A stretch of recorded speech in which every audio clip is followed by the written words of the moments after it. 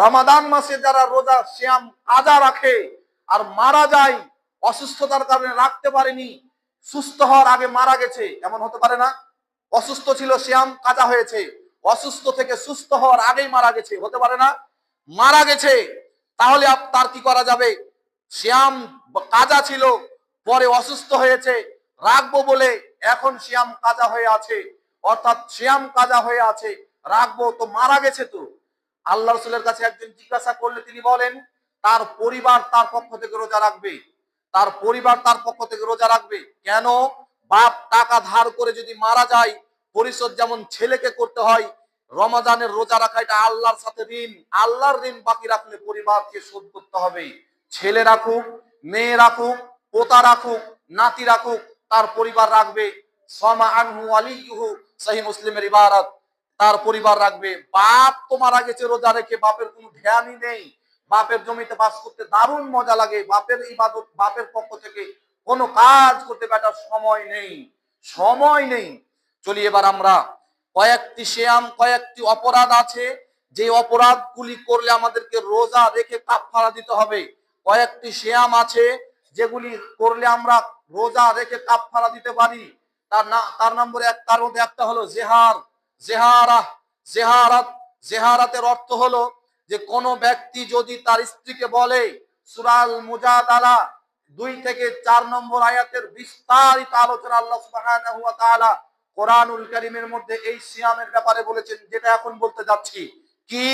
যদি কোনো স্বামী তার স্ত্রীকে বলে, তোমার পিঠটা যেন আমার মায়ের মতো, তোমার হাঁটনটা যেন আমার মায়ের মতো, তোমাকে আমি পিছন থেকে দেখলে মনে হয় আমার মা হাঁটছে, তোমাকে আমার আসতে দেখলে মনে হয় আমার মা আসছে, এমন কথা যদি কোনো ব্যক্তি তার স্ত্রীকে মায়ের সাথে কোনো অঙ্গ প্রত্যঙ্গকে তুলনা করে, আল্লাহ সুবহানাহু ওয়া তাআলা বলছে সেই ব্যক্তি যেন লাগাতার 60টি রোজা রাখে। কটি রোজা রাখতে হবে?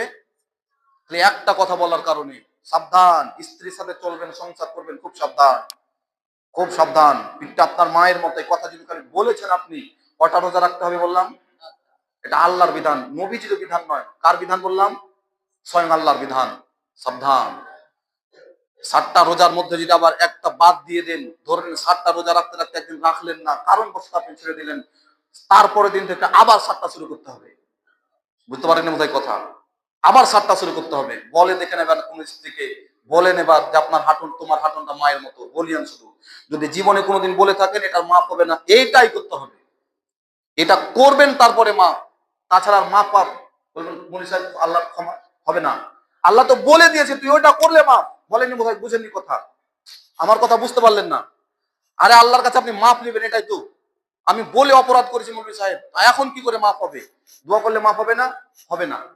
আরে আল্লাহ তো অপশন দিয়েছে যে তুই ওইটা কর, কোনটা? যে 60টা রোজা রাখ, মাফ হয়ে যাবে, আর তওবা করতে হবে না তোকে, আর এক্সট্রা ভাবে নামাজও পড়তে হবে না তোকে, রাতও জাগতে হবে না তোকে, তাহাজ্জুদে উঠতে হবে না, তুই 60টা রোজা রাখ, তোর মাফ। বুঝেননি বোধহয় কথা?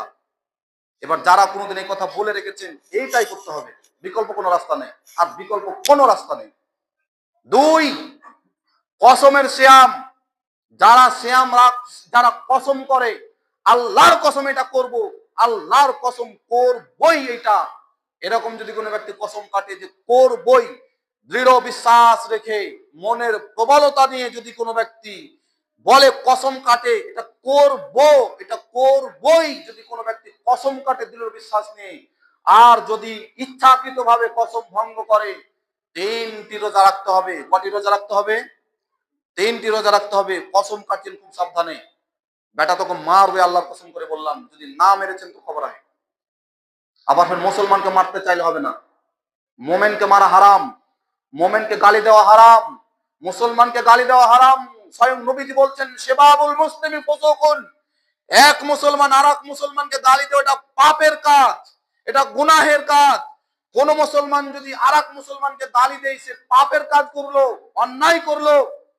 আমাকে যদি কোনো ব্যক্তি গালি দেয়, তো আমার গুনাহ হবে না, বরং আমার গুনাহগুলি তার কাছে যাবে। আচ্ছা, আপনাকে যদি কোনো জমিওয়ালাকে যদি আমি টাকা দিই যে জমি নিব, জমিওয়ালাকে যদি বলি জমি নিব, কি দিতে হবে? টাকা দিতে হবে। কি দিতে হবে? টাকা দিতে হবে। কাপড়ওয়ালাকে যদি বলি কাপড় নিব, কি দিতে হবে? টাকা দিতে হবে। কোন ব্যক্তি, কোন মুসলমান যদি কোনো মুসলমানের কাছ থেকে গুনাহ নিতে চায়, তোমার গুনাহটা আমাকে দাও,